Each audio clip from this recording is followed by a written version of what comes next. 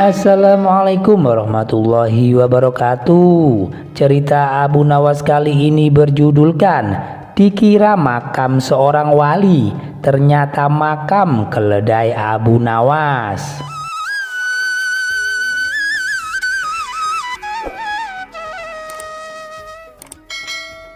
Cerita bermula ketika sepulang Abu Nawas bersilaturahmi ke rumah sahabatnya.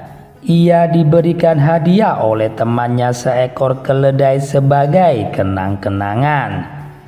Namun beberapa hari kemudian Abu Nawas mendengar kabar bahwa sahabatnya telah tiada atau meninggal dunia. Abu Nawas merasa ia tak menyangka sahabatnya yang sangat ia cintai kemarin telah menemuinya kini pergi begitu cepat. Untuk menghilangkan rasa kehilangannya, Abu Nawas menjaga baik-baik keledai pemberian dari sahabatnya itu. Pasalnya keledai inilah satu-satunya kenangan yang membuat dirinya akan selalu teringat sosok akan sahabatnya. Abu Nawas memperlakukan si keledai dengan sepenuh hati, layaknya ia memperlakukan sahabatnya yang telah meninggal dunia itu. Tidak berselang lama, Abu Nawas kembali dirundung duka. Keledai pemberian dari sahabatnya juga ikut mati. Ia pun lalu menguburkannya di kampung sahabatnya yang telah meninggal dunia kemarin.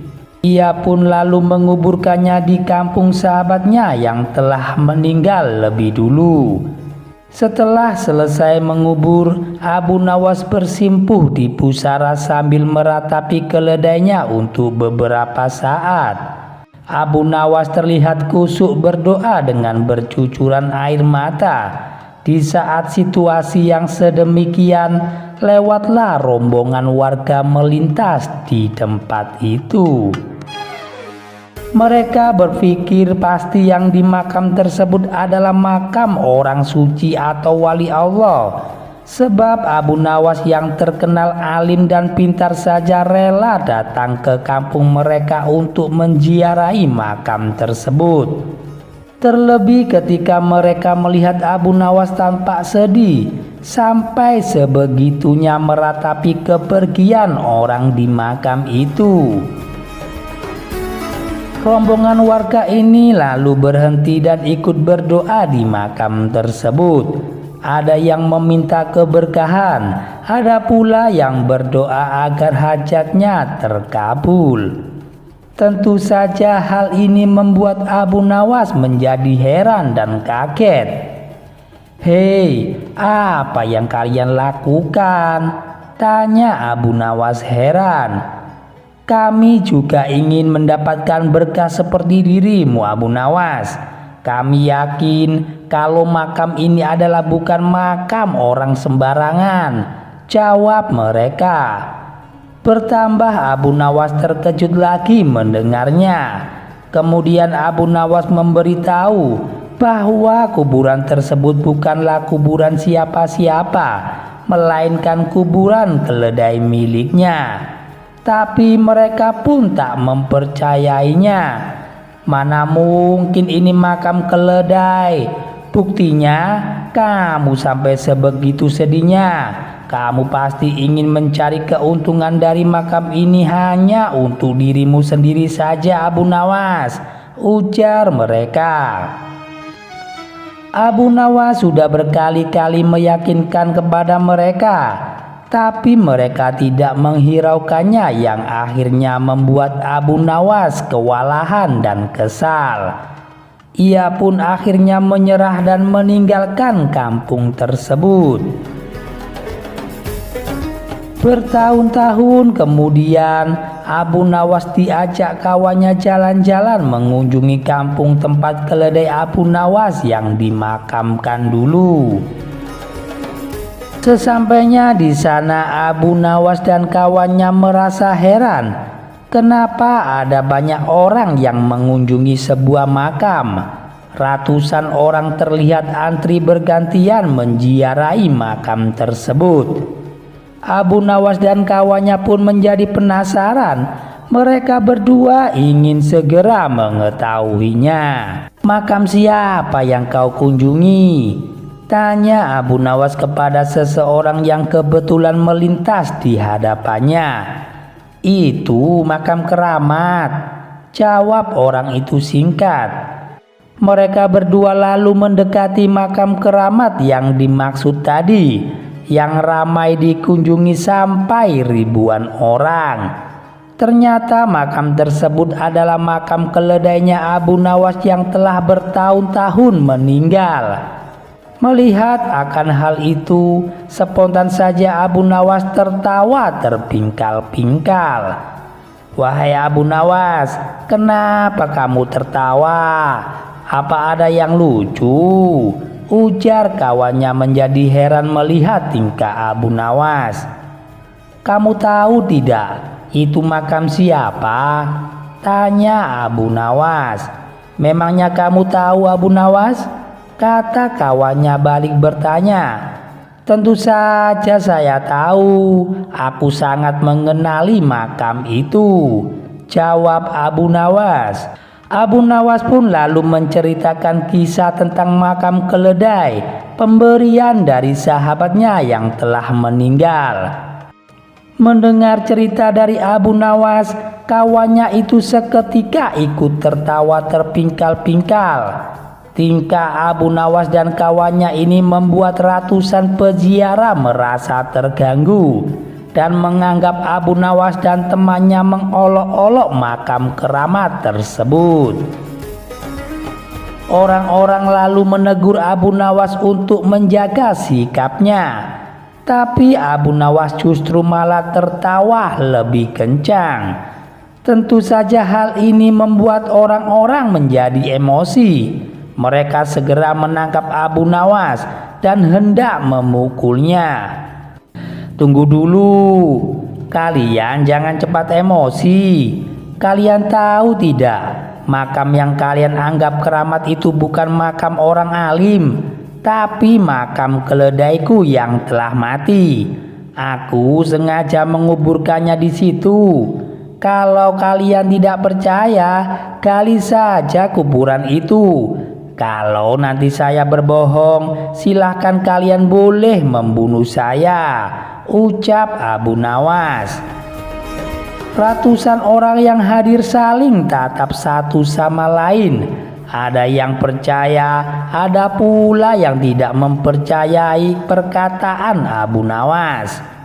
Untuk membuktikan ucapan dari Abu Nawas, mereka beramai-ramai menggali tanah makam tersebut.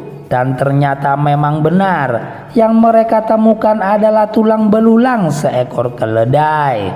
Kemudian salah seorang warga bertanya kepada Abu Nawas, "Kenapa bisa seperti ini Abu Nawas?" Abu Nawas pun lalu menjelaskan awal mulanya dan kenapa keledainya dimakamkan di kampung mereka itu. Dikarenakan keledai miliknya adalah pemberian sahabatnya yang telah meninggal, yang juga merupakan penduduk kampung itu. Sejak saat itulah akhirnya orang-orang menjadi sadar dan tidak lagi menganggap keramat makam tersebut, yang mana makam tersebut hanya berisi makam keledai. Abu Nawas kali ini berjudulkan Sayembara Melukis Hakim Bermata Sipit.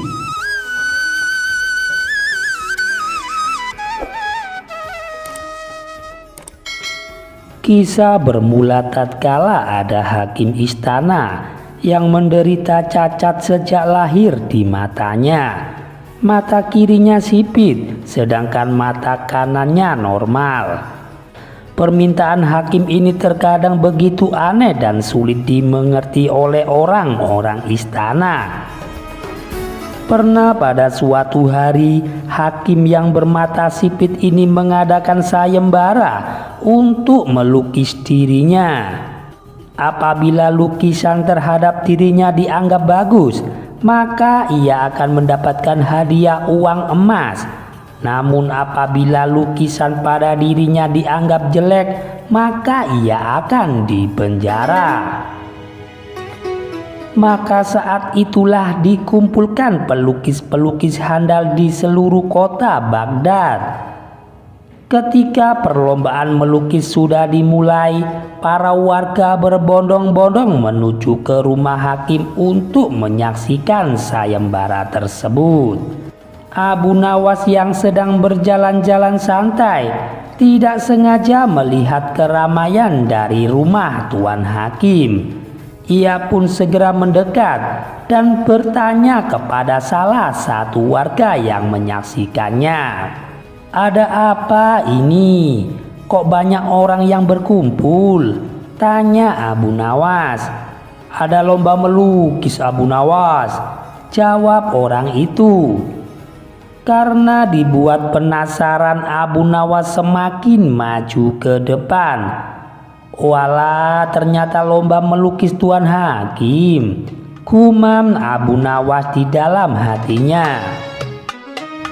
Namun di antara semua pelukis-pelukis yang handal dan hebat, ternyata banyak yang memilih mengundurkan diri karena resiko yang berat. Apabila lukisannya dianggap jelek, maka ia akan dipenjara. Sehingga hanya tersisa 2 orang pelukis yang nekat mengikuti sayembara tersebut. Kesempatan itu tidak disia-siakan oleh Abu Nawas. Abu Nawas yang begitu cerdik ingin mengikuti sayembara tersebut. Ia langsung menghadap Tuan Hakim guna untuk mengikuti sayembara itu. "Wahai Tuan Hakim, bolehkah saya mengikuti lomba ini?" tanya Abu Nawas. "Boleh saja Abu Nawas, tapi kamu tahu peraturannya kan?" kata Tuan Hakim sipit itu. "Peraturannya apa Tuan Hakim?" tanya Abu Nawas kembali. "Peraturannya adalah kalau lukisanmu saya anggap bagus, kamu akan mendapatkan hadiah berupa uang emas. Tapi kalau lukisanmu saya anggap jelek, maka kamu harus dihukum di penjara," kata Tuan Hakim menjelaskan. "Oh begitu, baiklah, saya siap mendaftar Tuan Hakim," balas Abu Nawas dengan penuh percaya diri. Singkat cerita, setelah beberapa lama kemudian, mereka bertiga pun telah berhasil menyelesaikan lukisannya. Kedua pelukis handal dan Abu Nawas itu pun siap menyerahkan masing-masing hasil dari lukisannya. Pelukis pertama maju dengan menyerahkan hasil lukisannya kepada Tuan Hakim sipit. Ia melukis Tuan Hakim sesuai dengan kondisinya, yaitu bermata sipit di sebelah kirinya. Melihat hal itu, Tuan Hakim menjadi murka. "Lukisan apa ini? Kau mengejekku," hardik Tuan Hakim. Karena dianggap telah gagal, pelukis pertama pun langsung dijebloskan ke dalam penjara. Dilanjutkan pelukis kedua maju dan menyerahkan hasil lukisannya. Ia melukiskan Tuan Hakim dengan kondisi mata normal semua, sehingga terlihat tak ada cacat pada matanya. Namun lukisan tersebut juga membuat Tuan Hakim menjadi geram dan marah. "Beraninya kamu, apa maksudmu melukis wajahku dengan keadaan mata sempurna, seolah aku tidak mensyukuri nikmat Allah?" bentak sang hakim. Pelukis kedua juga dianggap gagal. Ia juga dimasukkan ke dalam penjara. Kini tibalah giliran Abu Nawas untuk menunjukkan hasil lukisannya. Ia segera maju dan menyerahkan hasil lukisannya tersebut. Dalam lukisan tersebut Abu Nawas menggambarkan Tuan Hakim dengan jubah kebesarannya sedang memanah, yang seolah sedang memicingkan mata kirinya. Melihat hasil karya lukisan dari Abu Nawas, sang Tuan Hakim pun langsung berkata, "Ini adalah lukisan terbaik yang pernah aku lihat." Puji Tuan Hakim kepada Abu Nawas. Akhirnya Abu Nawas pun mendapatkan hadiah uang emas dari Tuan Hakim berkat lukisan indah yang telah dibuatnya. Abu Nawas memberi pelajaran yang berharga kepada pemuda yang usil.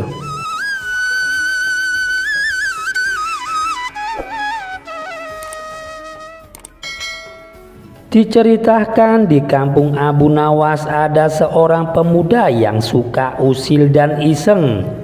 Hampir semua orang pernah merasakan dikerjai oleh si pemuda tersebut. Terlebih yang membuat warga kesal karena si pemuda itu sama sekali tidak punya sopan santun. Jangankan kepada yang lebih muda, kepada yang lebih tua saja ia berani untuk berbuat usil. Si pemuda itu tidak peduli, baginya yang penting membuatnya dirinya puas dan bisa tertawa. Pada suatu ketika si pemuda merasakan kejenuhan. Si pemuda itu pun memutuskan untuk berjalan-jalan keliling kampung untuk menghilangkan rasa suntuknya. Di saat si pemuda itu sedang asyik menikmati suasana perkampungan, dari kejauhan ia melihat sosok orang tua yang sedang berjalan dengan menggunakan tongkat di tangannya. Orang tua tersebut tidak lain dan tidak bukan si cerdik Abu Nawas. Maka terbesitlah di benak si pemuda tersebut untuk mengerjai Abu Nawas.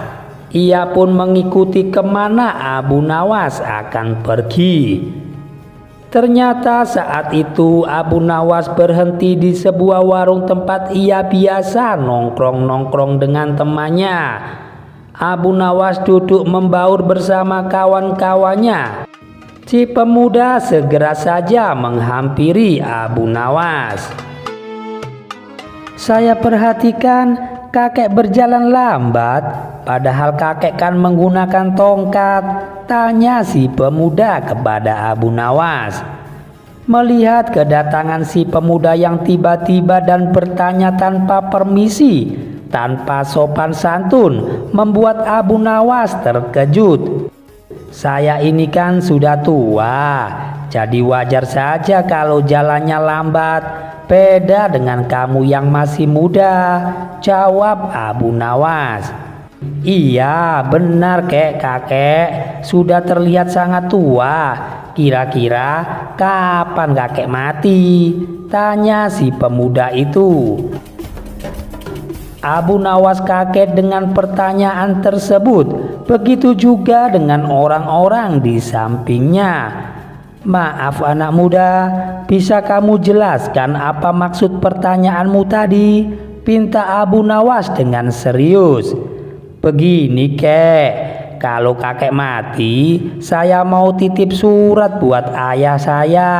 Ayah saya telah mati beberapa tahun yang lalu," ujar si pemuda dengan tertawa. Abu Nawas tentu saja menjadi kesal dengan ucapan si pemuda itu. Namun Abu Nawas tahu kalau ia menunjukkan kekesalannya justru akan membuat si pemuda tertawa puas karena ia berhasil mengerjai dirinya. Abu Nawas tetap akan menjawab permintaan tersebut, namun dengan kalimat yang penuh makna. "Sebelumnya saya ucapkan terima kasih atas kepercayaanmu, tapi saya mohon maaf, dengan sangat terpaksa saya tidak bisa memenuhi permintaanmu wahai anak muda," kata Abu Nawas. "Kenapa kek? Apakah kakek keberatan suratnya nanti saya selipkan di kain kafanmu?" ucap si pemuda mencoba meledeknya kembali. Bukan masalah itu anak muda, sebab kalau saya nanti mati, saya tidak tahu arah jalan menuju neraka jahanam. Tapi jangan khawatir anak muda, saya punya solusinya. Lebih baik kau pergi saja ke negara Mesir. Nanti surat yang akan kau berikan kepada ayahmu kamu bisa titipkan sama Fir'aun. Dia pasti tahu alamatnya. Jelas Abu Nawas. Ternyata ucapan dari Abu Nawas ini mengundang tawa orang-orang di sekitar. Mereka tak henti-hentinya tertawa terpingkal-pingkal. Sementara si pemuda itu dengan mukanya mendadak berubah menjadi pucat karena ia menahan malu. Ia pun langsung pergi meninggalkan Abu Nawas. Ia tidak menyadari dengan siapa ia berbicara, yaitu dengan si cerdik Abu Nawas. Pria buta huruf gagal mempermalukan Abu Nawas.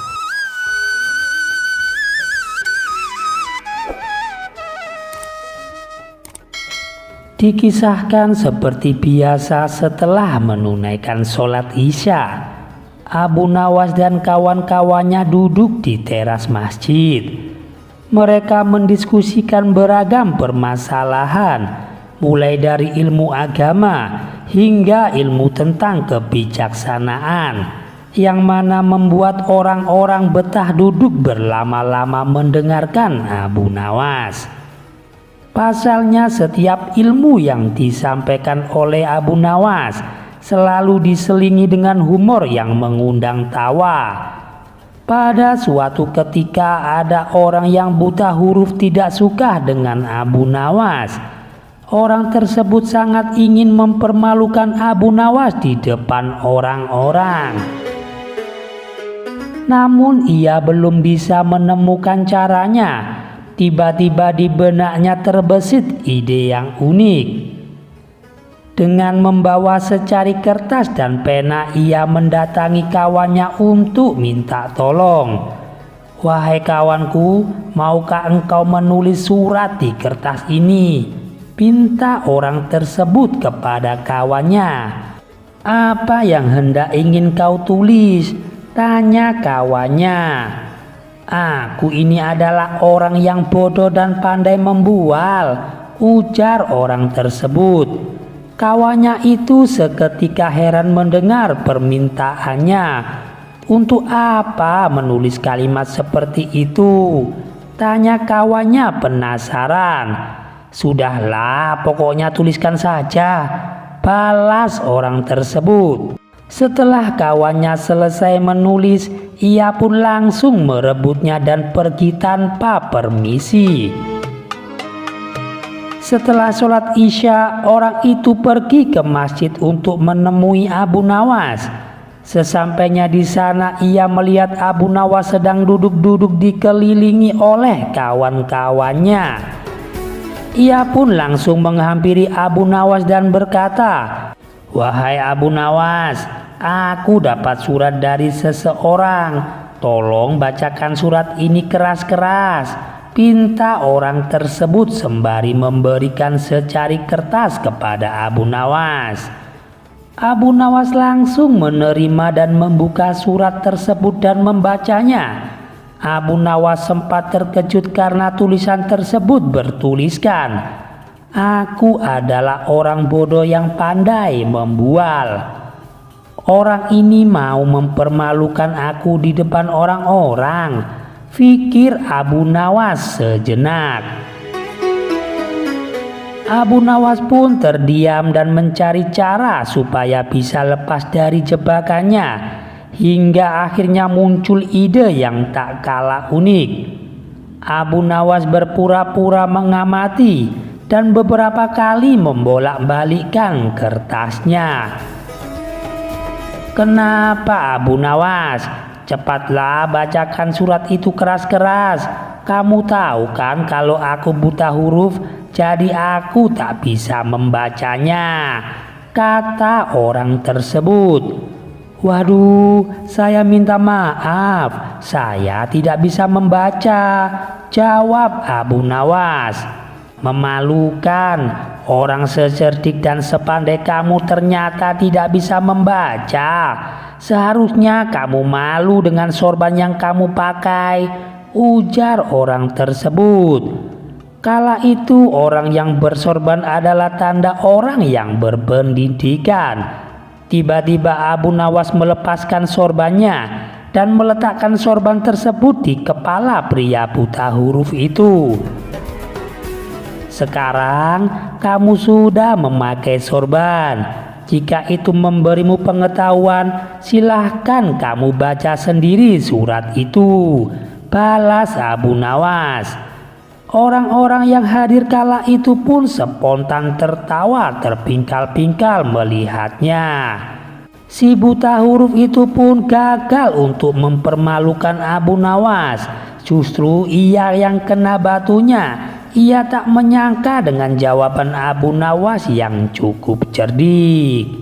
Orang buta huruf tersebut kemudian pergi dengan menahan rasa malu.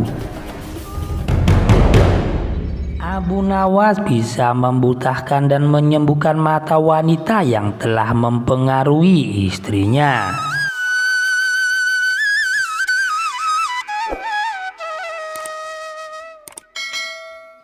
Diceritakan kehidupan rumah tangga dari Abu Nawas terbilang cukup sederhana. Sedangkan jika Abu Nawas ingin kaya, ia bisa saja mewujudkannya karena hubungan dari Abu Nawas dengan Baginda Raja cukup dekat. Sudah berulang-ulang kali Baginda Raja menawarkan jabatan di istana dengan gaji yang lumayan besar, namun Abu Nawas selalu saja menolaknya. Abu Nawas lebih memilih menjadi masyarakat biasa dengan kehidupan yang sederhana saja. Saking sederhananya tidak ada barang mewah yang terdapat di dalam rumah Abu Nawas. Meskipun demikian, Abu Nawas selalu bersyukur dengan apa yang telah ia miliki. Kesederhanaannya ini ia terapkan juga kepada istri dan anak-anaknya. Bukan hanya itu saja, Abu Nawas juga selalu mendidik keluarganya dengan ajaran agama, sehingga keluarga dari Abu Nawas terkenal di masyarakat sebagai keluarga yang religius. Di dalam keseharian di dalam rumah tangganya saja Abu Nawas menerapkan kebiasaan baik dan sesuai tuntunan agama. Kebiasaan tersebut adalah ketika Abu Nawas akan masuk rumah, ia selalu mengucapkan salam, dan setelah masuk ke dalam rumah ia pun tak lupa mengucapkan Alhamdulillah. Pada suatu hari saat Abu Nawas pulang dari hutan, guna mencari kayu bakar, ia mengetuk rumahnya dan mengucapkan salam. Namun tiada orang satupun yang menjawab salam dari dalam rumahnya. Dengan perasaan yang was-was, Abu Nawas masuk ke dalam rumah untuk mencari keberadaan istrinya. Namun betapa kagetnya Abu Nawas melihat istrinya yang sedang duduk termenung di pojok ruangan. "Alhamdulillah, ternyata istriku baik-baik saja," batin Abu Nawas. Tapi Abu Nawas heran kenapa sang istri tidak membalas salamnya tadi. "Wahai istriku, kenapa kau tidak menjawab salamku?" tanya Abu Nawas. Sang istri hanya terdiam dengan tatapan matanya seperti sedang memendam kegundahan. Melihat perubahan sikap dari istrinya membuat Abu Nawas merasa cemas. "Ada apa denganmu wahai istriku? Mengapa tiba-tiba kamu seperti ini?" tanya Abu Nawas khawatir. Sang istri lalu menoleh ke arah Abu Nawas dengan mata yang berkaca-kaca. "Wahai suamiku, orang-orang yang dekat dengan Baginda Raja semuanya hidup enak. Kebutuhannya selalu terpenuhi. Sedangkan lihatlah kita, sampai kapan kita akan terus begini wahai suamiku? Sekiranya engkau mau menemui Baginda Raja dan meminta jabatan di istana, pasti Baginda Raja akan dengan senang hati memberimu jabatan sebagai hakim, dan engkau akan menerima gaji yang besar. Dengan begitu kehidupan kita akan tercukupi. Apapun kebutuhan yang kita inginkan pasti akan terwujud, tutur sang istri kepada Abu Nawas. Perkataan istrinya itu membuat Abu Nawas kaget. Kenapa kau bicara seperti itu? Tidak takutkah engkau dengan hari perhitungan di akhirat kelak? Bila kita hidup dalam kemewahan, hal itu justru akan menjadi beban kita saat ditanya, dari mana kita mendapatkan dan dikemanakan harta kita yang banyak itu? Ujar Abu Nawas. Tapi raut kesedihan masih terlihat jelas di wajahnya. Abu Nawas pun kemudian berdoa, "Ya Allah, siapa yang hendak merusak rumah tanggaku melalui istriku ini, maka butakanlah matanya." Beberapa hari kemudian saat Abu Nawas sedang berzikir, datanglah seorang wanita asing ke rumahnya. Abu Nawas selalu mempersilahkan duduk di ruangan tempat ia biasa menerima tamunya. "Ada perlu apa, Bu?" tanya Abu Nawas. "Mata saya tiba-tiba buta, Tuan. Padahal selama ini saya tidak pernah merasakan keluhan sakit pada mata saya," jawab wanita itu. Keluhan wanita tersebut mengingatkan Abu Nawas akan doanya tempo hari. "Apakah Anda sering menemui istri saya?" tanya Abu Nawas. "Iya Tuan Abu, saat Anda tidak ada di rumah, saya sering menemui istri Tuan untuk mengajaknya ngobrol," jawab wanita tersebut. "Doakanlah saya Tuan agar mata saya sembuh dari kebutaan," ucap si wanita tersebut. "Saya akan mendoakan untuk kesembuhan matamu, tapi setelah itu saya minta kepadamu untuk tidak lagi mencampuri urusan rumah tanggaku. Jangan kau hasut istriku supaya hidup dalam kemewahan," tegas Abu Nawas. Si wanita itu pun kaget mendengarnya. Ia tak menyangka Abu Nawas mengetahuinya. "Maafkan saya Tuan, memang beberapa hari ini saya sering membujuk istri Tuan agar dia meminta kepada Tuan bersedia menjadi hakim istana," balas wanita tersebut. "Perbuatanmu saya maafkan, tapi jangan sampai kau ulangi lagi," kata Abu Nawas menasihati. Kemudian Abu Nawas mendoakan si wanita agar disembuhkan dari penyakit kebutaan. Beberapa hari telah berlalu. Wanita itu dapat kembali melihat seperti sedia kala, dan ia tak lagi berani untuk mempengaruhi istri Abu Nawas. Abu Nawas mendapatkan hadiah 2 ekor gajah dari Raja Timur yang terkenal dengan kekejaman dan kebengisannya.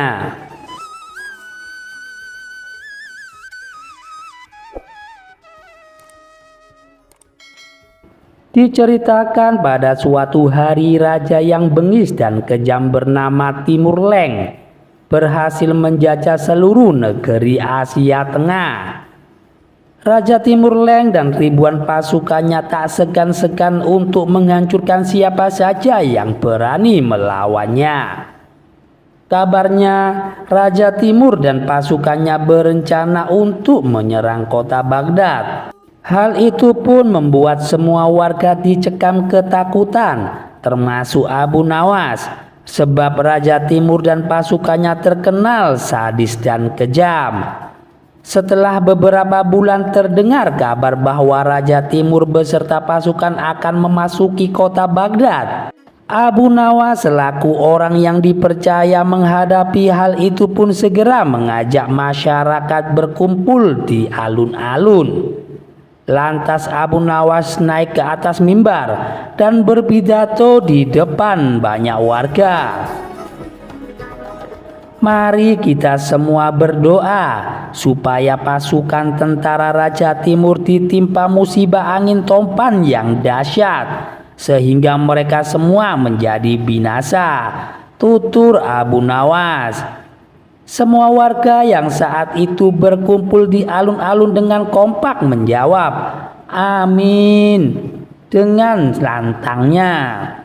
Namun tiba-tiba ada seorang pria berdiri dan bertanya kepada Abu Nawas, "Apakah Anda pernah melihat tentara Raja Timur?" Abu Nawas menjawab, "Belum pernah. Dan aku juga belum pernah melihatmu sebelumnya. Sepertinya kamu bukan orang sini." Pria itu kembali berkata, "Benar, aku memang bukan orang sini, karena aku adalah panglima tentara Raja Timur." Abu Nawas pun terkejut. Begitu pula dengan penduduk desa. Mereka tak menyangka bahwa pasukan tentara Raja Timur sudah memasuki desanya. Tapi dengan tenang Abu Nawas melanjutkan pidatonya. "Mari kita berdoa sekali lagi kali ini untuk jenazah kita." Mendengar akan hal itu membuat panglima tentara Raja Timur menjadi heran. "Kenapa berdoa untuk jenazahmu sendiri? Dasar kamu ini bodoh. Orang mati itu didoakan oleh orang yang hidup," ujar panglima tentara Raja Timur Leng. "Tuan memang benar, tapi bukankah kami semua akan mati diserang pasukan Tuan? Sedangkan kami tidak tahu apakah akan ada di antara kami yang hidup untuk mendoakan jenazah kami. Jadi selagi kami masih hidup, kami berdoa untuk jenazah kami nanti," balas Abu Nawas. Panglima Raja Timur tertawa terpingkal-pingkal mendengarnya. Karena kelucuan dari Abu Nawas, Panglima tentara Raja Timur mengatakan bahwa dia dan pasukannya tidak akan menyerang desa Abu Nawas. Justru malah sebaliknya, dia memberikan hadiah seekor gajah. Para penduduk pun lega mendengarnya. Mereka berterima kasih kepada Abu Nawas karena telah menyelamatkan mereka. Setelah beberapa waktu berlalu, permasalahan lain pun muncul. Kehadiran gajah tersebut nampaknya membuat desa merasa resah karena gajah itu memakan banyak hasil panen mereka. Mereka pun mengadukan hal ini kepada Abu Nawas. "Bagaimana ini Abu Nawas? Apa yang harus kita lakukan? Kita tak mungkin membunuh atau menjual gajah itu. Bisa-bisa Panglima Tentara Raja Timur akan murka," tutur salah satu warga. Mereka semua menyalahkan Abu Nawas dan menuntut agar dia mengembalikan hadiah itu. "Saya setuju dengan usulan kalian, tapi dengan satu syarat. Kalian semua harus menemaniku saat menghadap sang panglima," kata Abu Nawas. Para penduduk pun sepakat dengan keputusan dari Abu Nawas. "Baiklah Abu Nawas, kami semua akan menemanimu," balas mereka serempak. Keesokan harinya, Abu Nawas dan penduduk desa berangkat menuju tenda Panglima Tentara Raja Timur. Sesampainya di sana terdapat ribuan pasukan yang sedang berkumpul dan terdapat ratusan tenda berdiri di tengah lapangan. Abu Nawas sempat dicegat oleh salah satu prajurit, namun akhirnya ia diperbolehkan menghadap sang Panglima Raja Timur. Tanpa Abu Nawas sadari, ternyata penduduk desa yang menemaninya memilih kabur meninggalkan Abu Nawas. Mereka takut akan dibunuh jika usulannya membuat sang panglima menjadi marah dan murka. Mirisnya ketika sang panglima sedang dalam suasana hati yang buruk, ia melihat kehadiran Abu Nawas, panglima tentara Raja Timur, berteriak, "Mau apa datang kemari kamu?" bentak sang panglima. "Ini tentang gajah yang Tuan berikan," jawab Abu Nawas gemetaran. "Memangnya kenapa? Apakah hadiahku tidak berguna?" tanya sang panglima. Abu Nawas menjadi ketakutan. Ia lalu menengok ke belakang dan ternyata penduduk desa telah meninggalkan dirinya. Karena merasa telah dibohongi, Abu Nawas pun menjadi jengkel. Ia lalu memikirkan jalan keluar sekaligus balas dendam dengan warga desa. "Begini Tuan, saya perhatikan gajah pemberian dari Tuan terlihat sedih. Mungkin karena tidak ada pasangannya. Apakah Tuan punya gajah betina untuk dijadikan pasangannya?" ucap Abu Nawas. "Oh itu, baiklah, sekarang juga akan saya kirim gajah betinanya," jawab Panglima Tentara Raja Timur.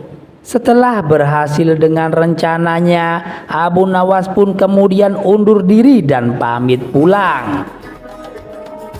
Setelah berhasil dengan rencananya, Abu Nawas pun kemudian undur diri dan pamit pulang kepada Panglima Tentara Timur. Demikian cerita yang kocak dan singkat dari Abu Nawas yang bisa kami sajikan. Dan jangan lupa untuk mendukung channel kami agar berkembang ke depannya dengan cara menekan tombol like dan subscribe. Wassalamualaikum warahmatullahi wabarakatuh.